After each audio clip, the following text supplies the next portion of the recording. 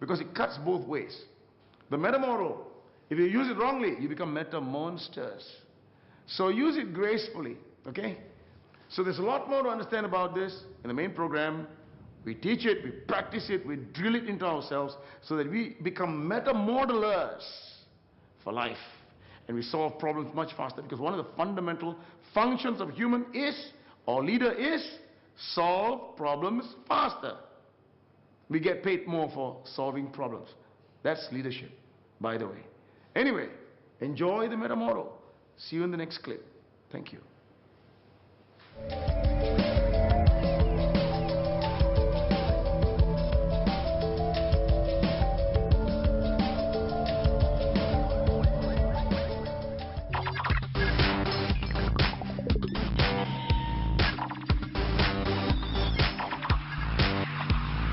You have been exposed to communication.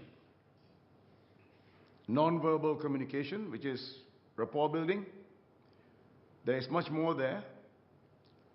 You have been exposed to one of the most powerful questioning techniques on the planet today. Even lawyers don't learn the meta model. And I would like to now share with you, in brief, about what Milton Erickson has given us. Milton Erickson, a psychiatrist by profession. Before he became a psychiatrist, he felt ill with polio and nearly died. But he survived on his own because he understood hypnosis. On his bed, when he was certain to die, he utilized all that he studied on his own before 17 years old when he got polio. And he got out of his sickness. And after that, he lived to tell a story. And that is using hypnosis. Although he went on to study and became a psychiatrist, after several years, he went into full-time practice in hypnotherapy. And his own unique model is called Ericksonian hypnotherapy. Today, there's an institute in America teaching that, mainly for medical practitioners. And in his model that we studied and mastered, it's called the Milton model.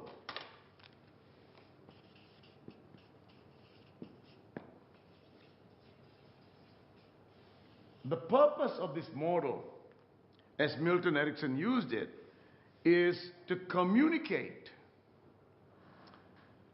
past the conscious resistance of people into the unconscious of a human being. You see, as I'm talking to you right now, I'm communicating with two people, two parts of you.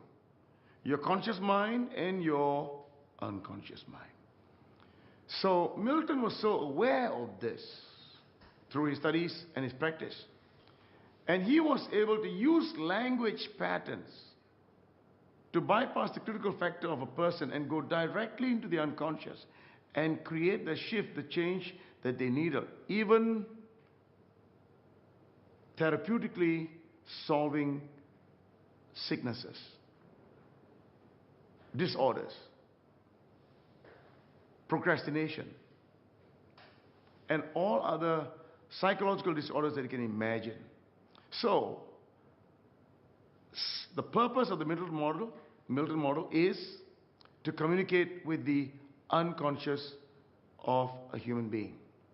You can do that to one person when you are in a therapeutic situation, or you can, as a teacher, talk to a group of people, or as a trainer to 1,000 people. So I'm going to share with you one or two of these language patterns or models that you could use immediately if you are keen in understanding this. By the way, the power of understanding how to communicate with the unconscious mind, if you're a leader, a mother, talking to a child, a boss, talking to a company, or a salesperson, talking to a prospect, is super powerful. So, one of the models that I'd like to share with you is this term. Just think about this. What did I say? Just think about this. When I said that, think about this, or imagine this, you're not looking at me anymore.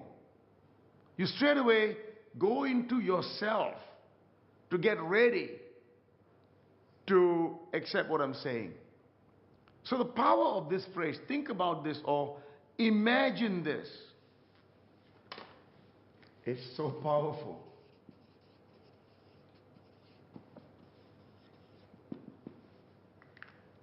This is one pattern.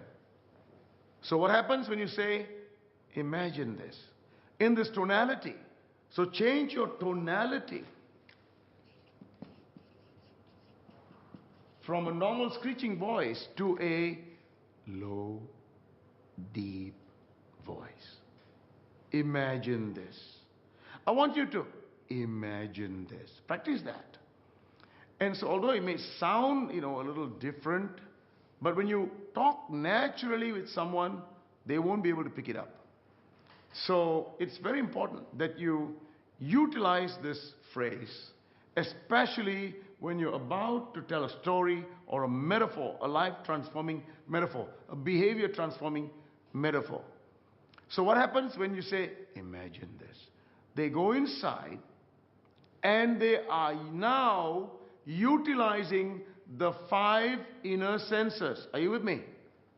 That's right. They are engaging their 5 inner senses to visualize what you're saying. So imagine this. You are now walking on a beach, feeling the warm, soft sand underneath your feet. And as you walk further into where the water is, you feel the sand which is wet, and you can notice the difference between the dry sand and the wet sand. And as you keep walking, the waves come and the water washes your feet and you feel the cool water. That's right. You notice that, right? It was so easy to gain access to what I want you to experience because I started with imagine this and then the tonality. Now, how is this useful in real life? When we have a problem, we are always focusing on a problem. But using that goal-setting model, problem, solution, outcome, if we begin to get people to imagine the outcome, and another lesson I gave you earlier is point C. Remember point C? That's right. When they visualize point C, it actualized immediately because the unconscious mind couldn't discern whether they were physically doing point C or visualizing point C. You understood that, right? So if you can help someone who's got a problem with mathematics, for example, or achieving a goal, for example, let's say mathematics, if you can allow them to imagine, construct their ability to do the sums, the formulas, and come up with the answers by imagination,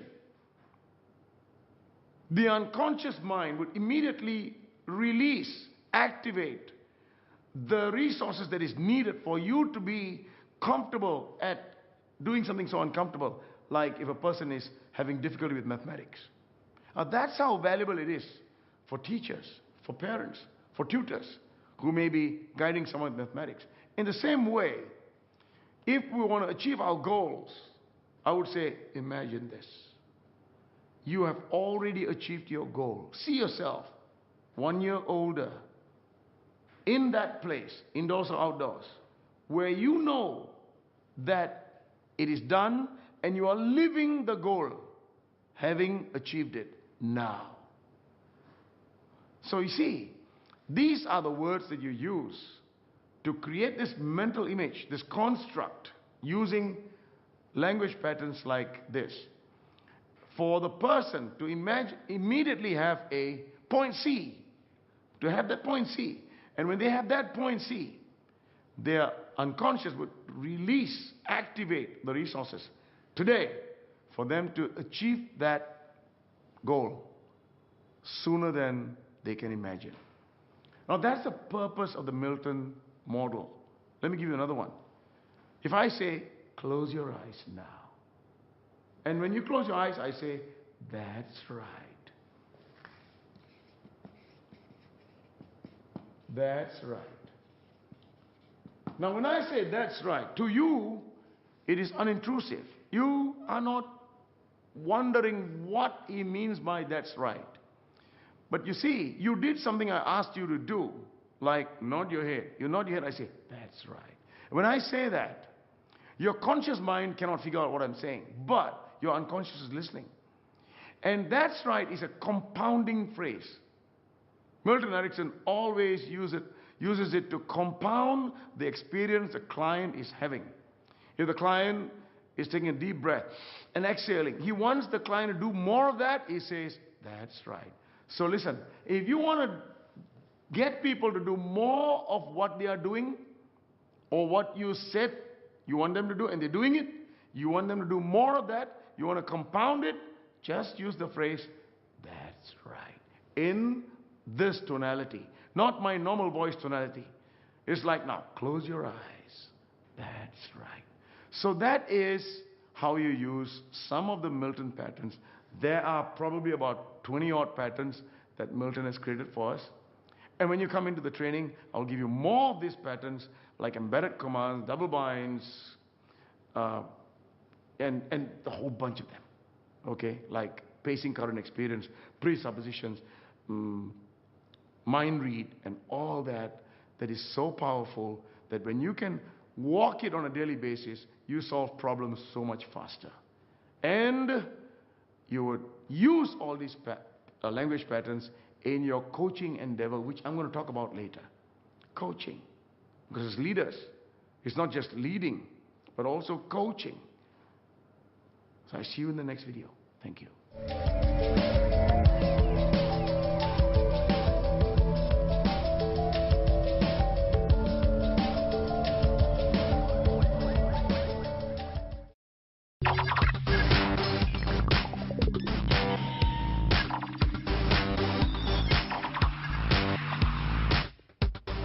Welcome back. Still on the topic of communication, I want to give you a little metaphor, a story. And then we will break it down and see where this topic called reframing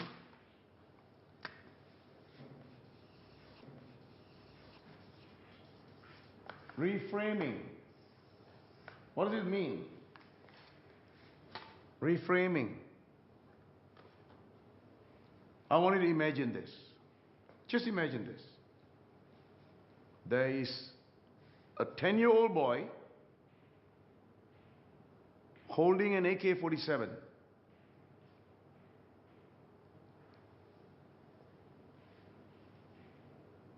AK-47. Holding an AK-47. Can you imagine that? Good.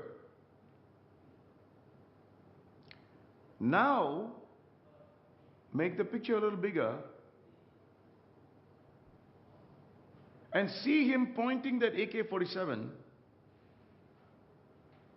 at the head of a woman lying down flat on the ground, bleeding. Now make the picture a little bigger. Now, see 20 people around the boy, around this image, cheering, laughing. Now, make it even bigger, and you notice a building. And on the face of the building, it says horror house. How does that make you feel? Your emotions shifted, right? From the moment when you saw the gun with the 10-year-old boy, you notice that's bad. And when he was pointing to the woman lying down on the floor with her head bleeding, that was worse, wasn't it? And then to worsen things, there were people cheering. But when you saw that it was a horror house, then everything changed, because it is just a fun place. I mean, this fun is ridiculous, but that's how it is. That's called reframing. When you look at the same picture, but you look at the bigger context of the picture, it is different. So there was this boy. He was 13 years old. He was studying in a school. He's a little violent, he's a big, compulsive guy. And so one day, he hit somebody in the eye, and the glasses broke, and that boy was bleeding. And because of that, the parent of the boy who got hit wanted to take action on this boy. And the mother of this boy called me because I was giving therapy to this boy as he was growing up from very young age. He's come this far. He's in a good school. But on this day, he was a little violent. And so, there was a big problem. So the mother called me and said, Mr. Mas, can you help? Because they're going to expel him from school. They're going to ban him from school for 2 weeks. It's a critical time of his exams. So that was a decision. So I found my time. I made time and went to the school. And I walked in with the mother into the counselor's office.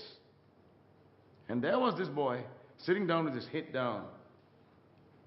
And the other boy was injured, was probably in hospital or something. So everybody was scolding him, reprimanding him. I don't know. They were, so he was down, really down. It was like accused. So I went in, and being this therapist, being this NLP trainer, the counselor was there. The vice principal was also in the room, wanting to see what I was going to do. And so I looked at him, and I said, John, you know what you did today was awesome. You were very brave. He looked up at me. Now, nobody has said that to him. Nobody at all has said that to him, because everybody was saying he was wrong and he's going to be punished, publicly punished in school. So I said, you did a great job. That was good. Because obviously, whoever you hit deserved it. Agree? He looked up at me in shock. That was the beginning of change. And then I said, you're a strong guy. Do you go to the market with your mother to buy things, breakfast or even groceries? He said, yes. So if you are going to market, imagine yourself going to market with your mother, and somebody snatches her wallet. What would you do? He said, I'll run after him, beat him up, and take the wallet back. That's precisely what I'm saying. You are awesome. You can protect even your mother. And you've got a sister. If someone fools around with your sister in school, a boy, what would you do? And he said, I'll beat him up, protect my sister. Precisely. So you are this guy, this boy, who can take care of your mother, take care of your sister, and obviously you can take care of yourself. And I'll be very proud of you for being able to do that. Because not everybody, not every kid can do that, because a lot of kids in the school get bullied by the bigger kids. But you will never get bullied, right? He said, of course, sir. Wow. And so now he's listening to me. He's in rapport with me already. Nobody has spoken like this to him. And then I said, John, is it possible for you to think about what you just did? That you could have done something different? Instead of hitting him, could you have done something different? Because, yes, you were right by doing that, but in this context, is it possible it is wrong? And he said, yes. Okay, I'm not going to tell you what to do. Can you tell me 2 or 3 different ways you could have reacted to this situation? But first, tell me what happened. He said he was studying outside the classroom with a group of people, his friends. And this boy came, knocked his book from the table onto the floor, and stepped on it. Seeing that, he got upset and told the boy, take your feet off. Give me my book back. This boy was adamant. He did not take his foot off, challenging him. So what did he do? Swung his hand, whacked him on the face, and he fell. That's it, history. And the discipline master and everybody was after John, because he hurt him. But they did not investigate why John did that. That was what happened. So I asked John, look, although you felt you did the right thing, but if you swung in the wrong place, you could have got a piece of glass from his glasses into his eyes, and that boy could have gone blind for the rest of his life for making one silly mistake like that. Do you agree that maybe you were wrong? That you could have restrained yourself and did the right thing? Okay. He said yes. So now tell me, John, one way you're going to solve this problem. He said, okay.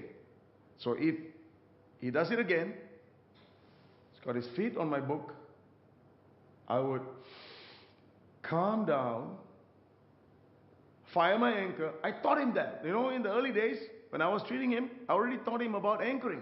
He said, you fire the anchor, stay calm, and ask him, please take your leg off. Please take your leg off. Please take your leg off. If he doesn't do that, he doesn't take his feet off, he will just stand up, walk to the discipline master, and tell the discipline master that this is going on, and get help. That's what he told me. Okay, so that is plan one, a way of overcoming this. Give me another one. He said, if the discipline master is not there, what would you do? Or then I would do the same and go to my teacher, my class teacher. Plan C. These two people are not there. What would you do? I'll call my mother. Just imagine this. He came up with the answers by himself. I just asked the questions. Not many of us know how to do this, ladies and gentlemen. And the vice principal was sitting right there. He said, Mr. Vas, you need to teach all my teachers how to deal with situations like this. So simple, and yet so unaware people are about this topic called reframing. So the context is John hitting, say, Michael. John hitting Michael. That is the context. But this, the content, John hitting the content, this thing here, is useful in other contexts. What other context is it useful? With the mother, with the sister, protecting himself. This is what you call reframing. So, in life, ladies and gentlemen, take this back. There are no bad experiences. All our experiences that come to us, good and bad, come for one reason, for us to learn. Good experiences, to learn. Bad experiences, we are supposed to learn and overcome them so that it doesn't repeat itself. And every bad experience is like an obstacle, which is in disguise of a stepping stone. So every obstacle is a stepping stone. When you overcome it, you step on it to go higher. That is the game of life. I want you to think of that. Every experience, when you are going through it, it may seem to be difficult and bad. But once you've done it, it's over, and you're still alive, and they say, what doesn't kill me makes me stronger. Remember that? That's right. And therefore, every bad experience is supposed to take us higher, to prepare us to achieve bigger things in life. So, one more thing. When you set goals, and you set unachievable goals, that gives you a stretch, what's going to happen? You're going to get uncomfortable. You're going to have problems. Why do the problems come to us? It is to prepare us, to give us the stepping stones for us to achieve that goal that we set. So if you're having problems, it's a gift. Seriously, if you have nothing going on in your life, you don't have problems. So if you want success, you want to achieve your vision, long-term goals, short-term goals, and you give it a stretch, a creative stretch, what's going to happen? You're going to have problems. And the problems are there to make you grow. They are obstacles that are actually stepping stones.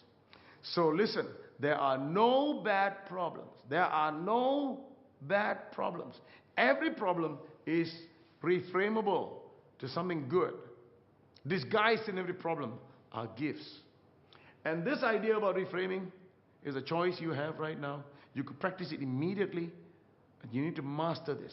Think about this. The next time you have a problem, see how that is useful to us. Anything happening, you say, I've got a problem now, but how is this useful to me going forward? What doesn't kill me makes me stronger. See you in the next video. Thank you.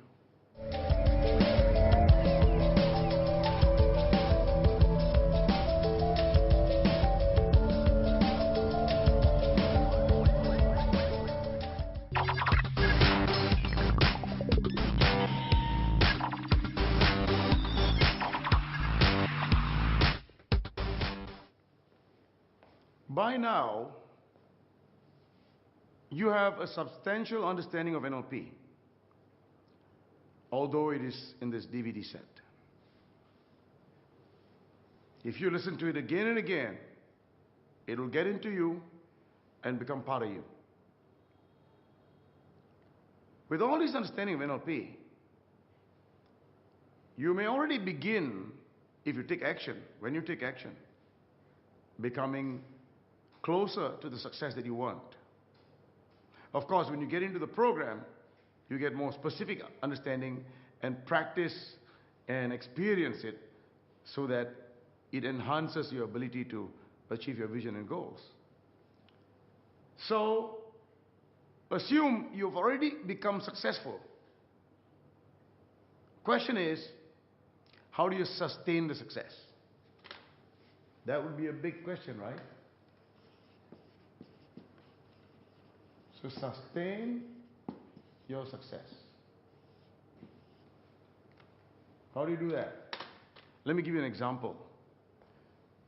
I went to a company and they hired me and my team to improve their production. It was a pharmaceutical company in Thailand, and they were number one for many years, and they lost the plot. They are not number one anymore. So they want to go back to winning ways. So they hired us. But as they were preparing for the 3 days, I was with them, and we were explaining how we're going to do it. And one guy, he was probably the training manager or something of that company, asked me a question. He said, Vas, after this training, how would we know that whatever you've taught us, made us experience, is going to allow us to sustain the change that we've gotten? I was surprised that even as a training manager, he has no idea, no clue why he asked that question. Totally no clue. Why do I mean by that? Because you may be disagreeing with me and may have the same question like him. By the way, that was not the first time people asked me this question. They're so naive about this sustainability. So I said, sir, if you can find a trainer anywhere in the world today who says that his methodology, his training will not only get you there, but to sustain it for the rest of your life, you don't have to learn anything anymore. You find that trainer, tell me how much it is, I will pay for you, and I will go with you, because I want to find out too. He was a little shocked. He thought I was rude. But you know, I came exactly the way it is as I'm speaking to you. Because I wanted him to know that there's no such thing as doing one training, and then that training is going to sustain you for the rest of your life. It is utter bullshit. So, but there is a solution. There is a solution. Ladies and gentlemen, there is a way. So one training gets you to be successful. Agree with that? It's possible, right? You might have already experienced that. And our training will get you successful, for sure. My trainings, our trainings, get results even before the training ends. That's the truth. Many of the videos that you will see in the future with testimonials and so on, it is happening while the training is on. Obviously, it happens immediately after that too, for a lifetime. But how to sustain it? Let me give you this example. In a company, you're a boss. You build up the company. And through your hands, you pick things up and you make things happen, and the company is successful. What do you do once the company is successful? You don't have to use your hands anymore. You hire people to get that done for you. Now, if you do nothing after that, there was this young guy who came from one part of Vietnam, and he told me, when I'm successful, I just want to go to the beach and relax and do nothing. You know what I told him? Your company is going in one direction, and it's down if you are not present in your company. You cannot be partying once your success is gotten. You got to keep doing it. Keep doing that. Whatever you did to get it up, you got to maintain it